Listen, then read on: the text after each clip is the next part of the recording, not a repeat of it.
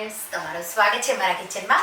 તો આજે આપણે બનાવીશું નાસ્તા માટે કે સાંજ માટે બનાવીને ખાઓ એવા નવા થેપલા અને સાથે આપણે કોરી ચટપટી ટેસ્ટી એવી ચણાની દાળ બનાવીશું. આ ચણાની દાળ તમે એકલી ચાટની જેમ પણ ખાઈ શકો એવી ટેસ્ટી લાગે છે.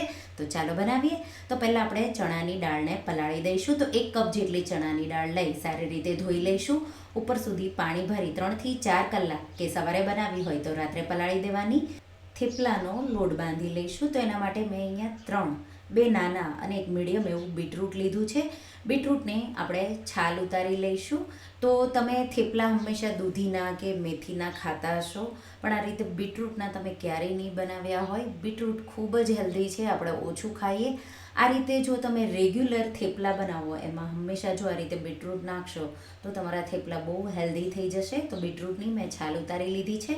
અને સાથે આપણે 2 લીલા મરચાં અને 1 ટુકડો આદુનો. તો અહીંયા આદું તમારે ન નાખવું હોય તો પણ ચાલે, લીલા મરચાં ન નાખવા હોય તો પણ ચાલે. માત્ર બીટરૂટ, થોડું અમથું મીઠું અને લોટ બાંધી દો. રેગ્યુલર તમે આ રોટલી બનાવશો તો બહુ સારી એવી લાગશે. તો આ રીતે બીટરૂટના ટુકડા કરી લીધા છે. તમારે એને ખમણવું હોય તો ખમણી પણ શકો છો. હું એને મિક્સર જારમાં આદુ મરચાં સાથે પેસ્ટ કરી લઈશ. તો આ રીતે પેસ્ટ બીટરૂટની તૈયાર છે, સાઈડમાં મૂકીશું. અને હવે આપણે એક બાઉલમાં 2 કપ ઘઉંનો લોટ લઈ લઈશું. તો 3 બીટરૂટ સામે તમારે 2 કપ ઘઉંનો લોટ, એમાં 1 ટેબલ સ્પૂન તલ, 1/4 ટીસ્પૂન મીઠું, બહુ વધારે નહીં, નેચરલી બીટરૂટમાં પણ મીઠું હોય છે. 1 ટીસ્પૂન જેટલો અજમો મસળી આ રીતે ઉમેરી દઈશું. 2 ટેબલ સ્પૂન જેટલા ધાણા, 2 ટીસ્પૂન જેટલું ધાણા જીરું. અને આ થેપલામાં તેલ ઉમેરવું એકદમ ઓપ્શનલ છે. તમારે જો ઉમેરવું હોય તો ઉમેરવાનું, નહીંતર નો ઉમેરો તો પણ આ સોફ્ટ થશે. 1 ટીસ્પૂન જેટલું મેં તેલ ઉમેર્યું છે. મિક્સ કરી દઈશું બધી સામગ્રીઓને. અને હવે જે પેસ્ટ બનાવી છે બીટરૂટની એ બધી જ ઉમેરી દઈશું.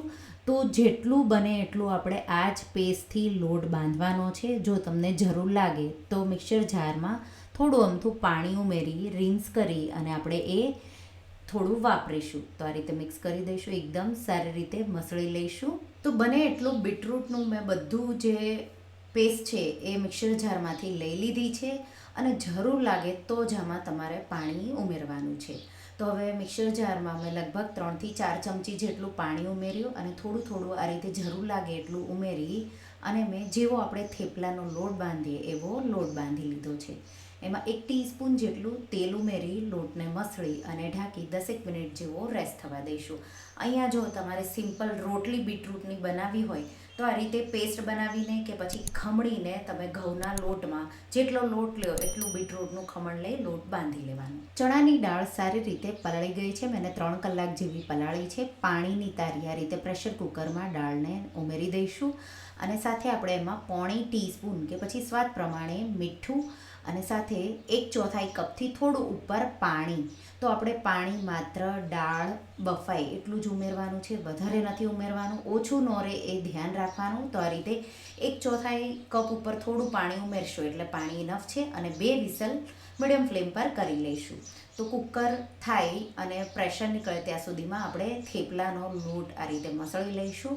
અને એમાંથી જેવા તમારે નાના મોટા થેપલા બનાવવા હોય એ રીતે લુવા કરી લઈશું. અને લુવા કરી અને તો લગભગ 12 થી 14 જેટલા લુવા થશે. હવે આ રીતે ગોળો વાળી સૂકો લોટ લગાવી અને આપણે બહુ પાતળું પણ નહીં, બહુ જાડું પણ નહીં, એવું મીડિયમ થેપલું વણી લઈશું. અહીંયા તમારે આ થેપલાને પડવાળા પરાઠાની જેમ વણવા હોય તો પણ બહુ સારા એવા લાગશે. તો આ રીતે આપણે થેપલાને વણતા જઈશું અને સાથે શીખતા જઈશું. શીખવા માટે મેં રોટલીનો તવો ગરમ કરી લીધો છે. ઉપરની સાઈડ આપણે આ રીતે પહેલાં નાખીશું. થોડી સેકન્ડ, 30 સેકન્ડ જેવું એક સાઈડ મીડિયમ ફ્લેમ પર થવા દઈશું. સાઈડ ચેન્જ કરી ઉપરથી થોડું ઘી કે તેલ લગાવી 30 સેકન્ડ પછી પાછી સાઈડ ચેન્જ કરી લઈશું. ઉપરની સાઈડ પાછું થોડું અમથું ઘી લગાવી દઈશું. અને હવે 2 સાઈડથી તાવીથાના મદદથી આ રીતે દબાવી અને હલકી ડિઝાઇન આવી જાય. તો બીટરૂટનો કલર એવો હોય કે તમને દેખાશે નહીં ડિઝાઇન, પણ આ રીતે રોટલી જેવી જ, પરાઠા જેવી જ ડિઝાઇન થેપલામાં આવશે. તો આ રીતે તમે જોઈ શકો છો ડિઝાઇન આવી ગઈ છે, થેપલું શેકાઈ ગયું છે. એ જ રીતે બીજા થેપલા પણ આપણે આ રીતે આગળ પાછળ થોડું થોડું ઘી લગાવી અને શેકી લઈશું.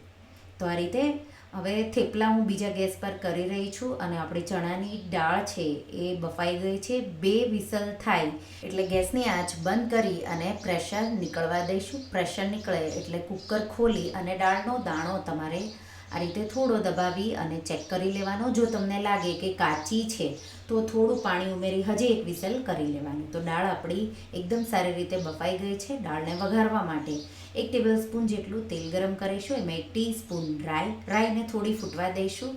રાઈ જેવી ફૂટવા લાગે એટલે 1/4 ટીસ્પૂન જેટલી હિંગ સાથે અડધી ટીસ્પૂન હળદર થોડું આ રીતે મિક્સ કરીશું અને એમાં તરત જ 1 ટેબલસ્પૂન જેટલા તલ ઉમેરી દઈશું અને સાથે આદુ મરચાંની પેસ્ટ 1 ટીસ્પૂન કે તીખાશ તમારા ઘરમાં ખવાતી હોય એ રીતે થોડા મીઠા લીમડાના પાન ઉમેરી હલકી પેસ્ટને સાતળીશું.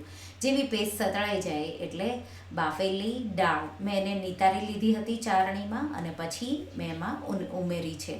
તો અહીંયા મારે બિલકુલ દાળમાં પાણી નથી રહ્યું. જો તમારે પાણી રહ્યું હોય તો થોડું તમે આ રીતે દાળ ઉમેરો, પછી થોડી સાતળી લેવાની એટલે પાણી પણ જો ચણાની દાળમાં રહ્યું હોય તો એ ડ્રાય થઈ જશે.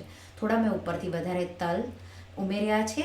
2 ટીસ્પૂન જેટલી ખાંડ, 1/4 ટીસ્પૂન જેટલો ગરમ મસાલો અને 1 લીંબુનો રસ. તો લીંબુ મોટું છે એટલે મેં અડધો ભાગ મોટો લઈ અને નીચોવી દીધો.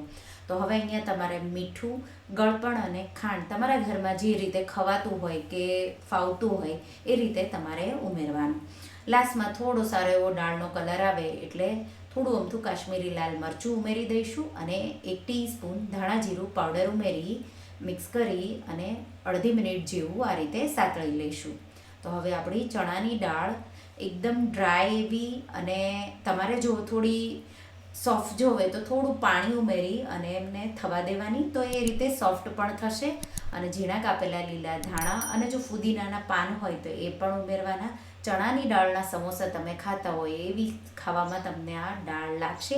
એકલી પણ ખાઈ શકો કે રોટલી સાથે કે દાળ ભાત સાથે સાઈડમાં પણ ખાઈ શકો એવી ટેસ્ટી આ દાળ લાગે છે.